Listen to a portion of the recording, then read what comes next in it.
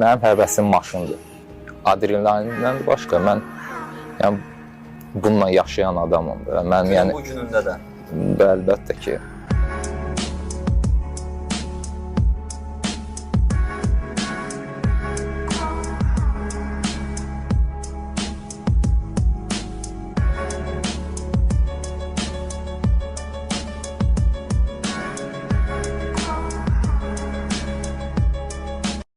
Qay görəndə tez qaçırıq 1, 2, 3, 4, 5 uçuruq Əsil cavan malı surətdir Bırat herifdə maliyetdir Biz qay görəndə tez qaçırıq 1, 2, 3, 4, 5 uçuruq Əsil cavan malı surətdir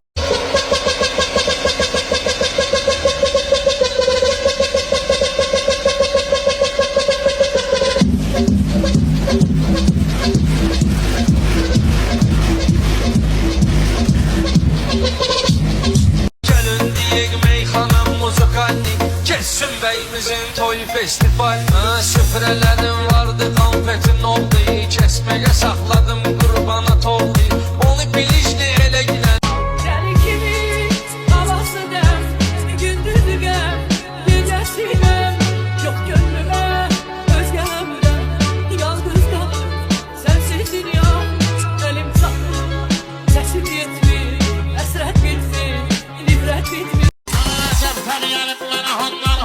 İstəyirəm məclisi gətirəm sana Lazım olsa elə deyərəm meykana Riskə həyat başımıza darzal gələr Riskə həyat başımıza darzal gələr Lazım olur Akar onlara gözler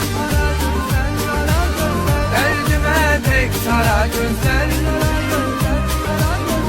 Beni bu sevdaya saldı Aklımı başımdan aldı Dediğin sözlere peşmansın mı? Baktığın gözlere peşmansın mı? Duyduğun anlara peşmansın